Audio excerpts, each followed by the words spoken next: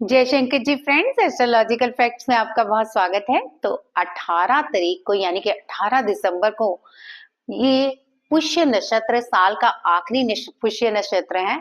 तो इस दिन अगर आप ये कार्य कर लेते हैं तो सच में आपका बुध इतना अच्छा हो जाता है, यानी कि बुध का पुष्य नक्षत्र है। तो जिन लोगों को लगता है कि मेरा बुध अच्छा नहीं है, सफलता नहीं मिल रही, जो स्टूडेंट्स पढ़ाई में आगे नहीं है, या फिर आपके घर में बरकत नहीं है, वाणी में मिठास नहीं है, तो ये सारी चीजें अगर आप पुष्य नक्षत्र में कर लेते हो, जो मैं इस वीडियो में बताने वाली हूँ, तो जल्दी से मेरे चैनल में पहले आप लाइक कर दीजिए और शेयर कीजिए, और साथ ही सब्सक्राइब करना तो बिल्कुल मत भूलिए। सब्सक्राइब करेंगे तो आगे की वीडियोस आप देख पाएंगे, तो लाइक और शेयर तो करना ही पड़ेगा आपको। चलिए बताती हूँ कि ये 18 तारीख को जो पुष्य नक्षत्र आ रहा है, इस दिन बुध मार्गी भी हो रहे हैं। तो कैसे आप अपने कार्य सफल कर सकते हो। अगर आपको अब तक सफलता नहीं मिल रही, विदेश यात्रा नहीं, आप जाना चाहते हैं, नहीं मिल रहा वीजा, तो अब आप ध्यान से उपायों को सुन लीजिए। इस दिन आप 11 मूली लीजिए और जाकर गणपति जी के चरणों में रख के अपनी मनोकामना बोलिए, और वहां बैठ के 108 बार ओम गण गणपते नमः, ओम गण गणपते नमः का जाप करते हुए अपनी इच्छा को बोल के आ जाइए।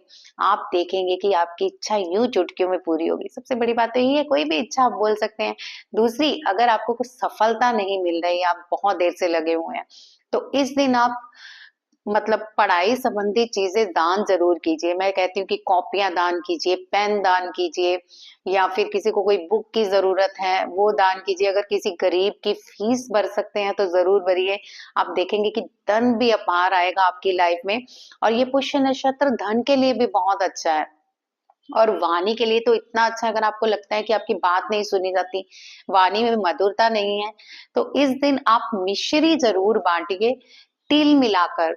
अब आप कहेंगे कि तिल मिला के कोई खाता है कि नहीं खाता, डेफिनेटली खाएंगे। आप थोड़ा सा मिश्री को ऊपर तिल स्प्रिंकल कर दीजिए और जाके श्री कृष्ण भगवान के मंदिर चढ़ाइए और पंडित जी से बोल आइए, भोग लगा के इसको बांट दीजिए। आप देखेंगे आपकी वाणी में इतनी मिठास आ जाएगी कि आप भी कहेंगे कि बोलती हूँ तो लोग अब सुनते हैं।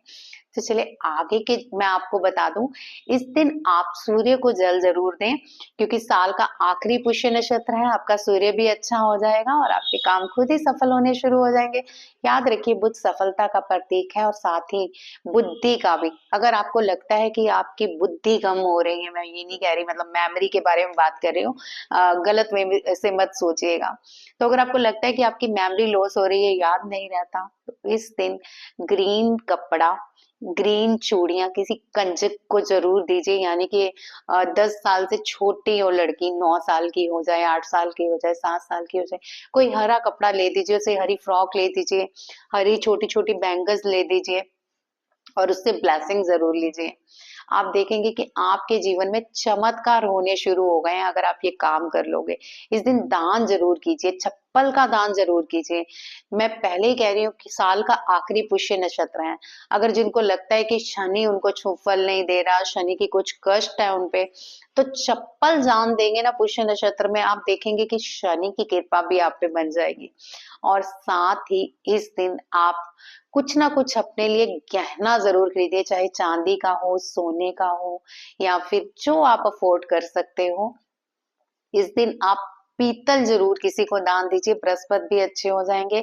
अब आप कहेंगे पीतल का क्या दान करें, पीतल की एक रिंग ही दान कर दीजिए। मैं ये नहीं कहती कि गिलास विलास कुछ, तो किसी को भी पीतल की एक रिंग दे सकते हैं। इससे आप देखेंगे कि आपका बृहस्पति भी अच्छा हो जाएगा। सारी चीजें आपने कर ली। इस दिन टॉफियां जरूर बांटिएगा बच्चों में, क्योंकि टॉफियां बांटने से जो बुद्ध अच्छा होता है ना, वो आप सोच भी नहीं सकते। यानी ये मीठा बांट रहे हो और वो खाया भी जाता है। और याद रखिए, इस दिन आप मंदिर जाकर 3 परिक्रमा जरूर कीजिए।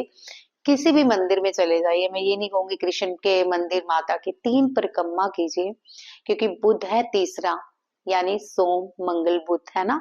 तो बुध तीसरा आ जाता है।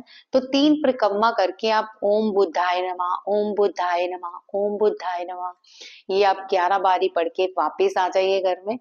आपका आने वाला साल इतना शुभ हो जाएगा, आपके कार्य भी सफल होंगे, आपके सारे काम होने शुरू हो जाएंगे। तो कीजिएगा पुष्य नक्षत्र में। अगर कोई हवन करना चाहते हैं तो वो भी कर लीजिए, और अगर आपको कोई पूजा करनी है या करवानी है तो वो भी करवा लीजिए, क्योंकि इस दिन पुष्य नक्षत्र में आपको 1000 गुना फल मिलता है हर चीज का। तो वीडियो आपको कैसी लगी बताइएगा, कौन कौन ये उपाय कर रहा है ये तो मुझे जरूर बताइएगा। यस लिख के। चलिए आज की वीडियो में बस इतना ही। जय श्री कृष्ण।